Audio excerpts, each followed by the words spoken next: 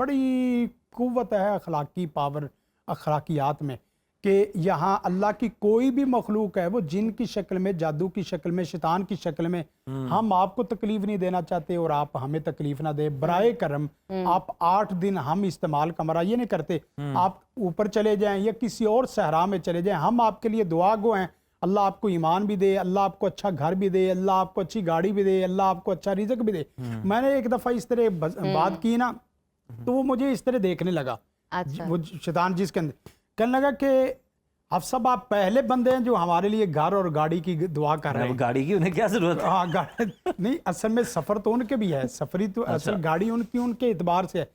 کوئی مخلوق ایسی نہیں ہے جو عزت نہ چاہتی ہو، کوئی مخلوق ایسی نہیں ہے جو اخلاق اور وقار نہ چاہتی ہو۔ بسم اللہ الرحمن الرحیم۔ سب سے پہلے اگر بات کی جائے شیطان اور انسان کی تو اللہ دی یوسوس فی صدور الناس، یہ قرآن کریم کی ایسی آیت ہے جو ہر چھوٹے بڑے کو آتی ہے کہ شیطان تو آپ کے اندر دل کو متاثر کرنے کے لیے ہر وقت باقاعدہ وہ کوشش اور کاوش میں ہے۔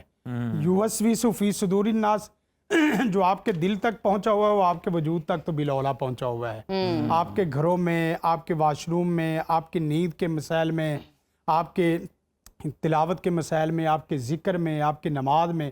حدیث آتی نبی کائنات صلی اللہ علیہ وسلم نے فرمایا اذا نودی للصلاۃ، جس وقت نماز کے لیے اذان کہی جاتی ہے تو ادبر الشیطان، شیطان بھاگتا ہے۔ تو اس کا مطلب پہلے وجود تو اس کا تھا، وجود تھا تو وہ بھاگا ہے نا۔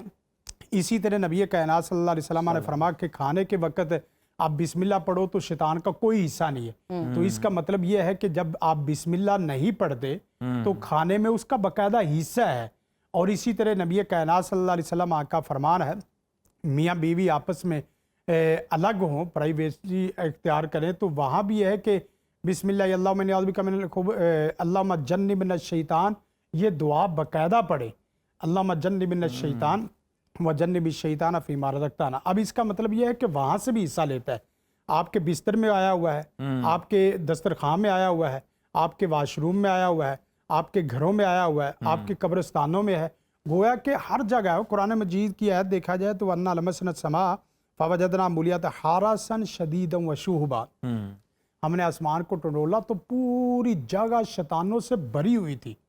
تو یہ تمام چیزیں ہیں۔ اب تو ظاہر بھائی یہ بحث ہی نہیں رہی کہ شیطان کہاں ہے، آپ بتائیں کہ شیطان کہاں نہیں ہے، کہاں نہیں ہے، بات سمجھ رہے نا کہ تو ہر جگہ ہے۔ اب تو ریڑھی والے کے پاس شیطان آیا ہوا ہے، ہم کہتے تھے بڑے افیسر کے پاس اس کو رشوت لینے پہ مجبور کرتا ہے، غلط کام کرنے پہ مجبور کرتا ہے۔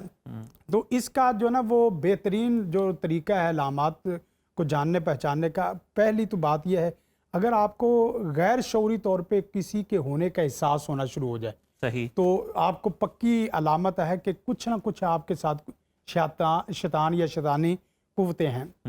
آپ کو ڈرونے خواب آنے شروع ہو جائے، یا آپ کو گھٹن گھبراہٹ ہونی شروع ہو جائے، یا اسی طرح آپ کو باقاعدہ چیزیں نظر آنی شروع ہو جائے، تو یہ تمام وہ چیزیں ہیں جو ہماری علامت بنتی ہیں کہ یہاں کچھ نہ کچھ تو ہے۔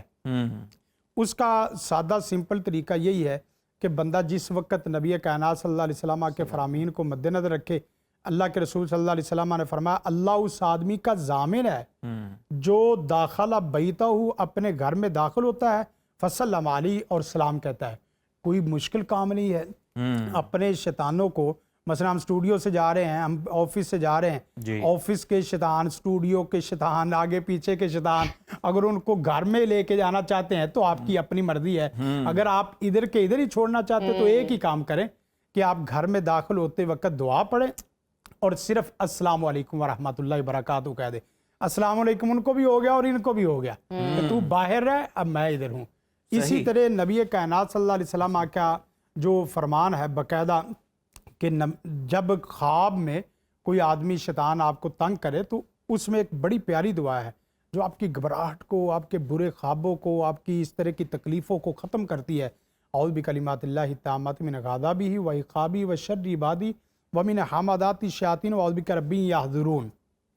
کسی آدمی کو کسی قسم کی بھی کوئی گھبراہٹ ہے، حتیٰ کہ جن آپ کے سامنے بیٹھ کے باقاعدہ ٹک ٹکی باندھ کے دیکھنا اور ڈرانا شروع ہو گیا ہے، آپ یہ دعا پڑھ لیں، اللہ کی خاص توفیق مدد سے وہ آپ کی آنکھ میں آنکھ نہیں ملا سکے گا اور آپ کی سانسوں میں سانس نہیں ملا سکے گا۔ اور پھر جو सूरत फलक नास है जी वो तो बहुत अहम है। मसलन कुल औज़ु बिरब्बिन नास मलिकिन नास इलाहिन नास इलाहिन नास मिन शर्रिल वसवासिल खन्नास मिन शर्रिल वसवासिल खन्नास मिन शर्रिल वसवास, इसको थोड़ा सा तकरार के साथ पढ़ें। कुल औज़ु बिरब्बिन नास मलिकिन नास इलाहिन नास मिन शर्रिल वसवासिल खन्नास अल्लज़ी युवस्विसु फी सुदूरिन नास, ये बार बार पढ़ने से, मसलन एक दफ़ा कुल औज़ु बिरब्बिन नास पढ़नी है, उसमें 10-11 दफ़ा ये पढ़ ले कलमा। कारी साहब, जिस तरह हम इब्तदाइये में भी जिक्र कर रहे थे, हमने अक्सर लोगों से सुना है किसी घर के बारे में वो कह रहे होते हैं, किसी अपने दुकान के बारे में, कारोबारी जगह कि हम जब यहाँ पे मौजूद होते हैं तब हमारी तबीयत बोझल रहती है, हमें मुख्तलिफ जो हैं वो मसाइल दरपेश आते हैं, लेकिन जो यहाँ से निकलते हैं हम हशाश बशाश महसूस करते हैं। वो नेगेटिव जो एनर्जीज़ हैं वो उनके साथ ट्रैवल करती हैं या किसी स्पेसिफिक जगह पे होती हैं, और अगर ऐसा होता है तो क्या ये कोई नफ्सियाती मसला है या बाकी इस तरह का, और हल क्या हो सकता है इसका? देखिए, सबसे पहले तो आप अपने आप को नफ्सियाती मसाइल का ही शिकार समझे कि मैं कमज़ोर हूँ, तो मैं कमज़ोर हूँ इसलिए शैतान मेरा ताकतवर नहीं है। अगर फ़र्ज़ करो इसके बावजूद भी आप कहें कि नफ्सियाती मसाइल ऐसे तो नहीं है कि वो जो मुझे पेश आ रहे हैं और मैं अच्छा खासा होशमंद शऊर वाला इंसान हूँ, पढ़ा लिखा इंसान हूँ, तो उसका तरीक़ेकार ये है कि एक दफ़ा बंद कमरे में या किसी भी जगह पे, ऑफिस पे, चेयर पे आपको घबराहट होती है, वहाँ सूरत बकरा, सूरत रहमान और यासीन की तर्जुमे के साथ तिलावत लगा दो। और दूसरा काम ये करें कि 21 दफ़ा उस कमरे में अजान लगा दो। आप 8 दिन के लिए उसको आप इस्तेमाल ना करें, 10 दिन के लिए इस्तेमाल ना करें।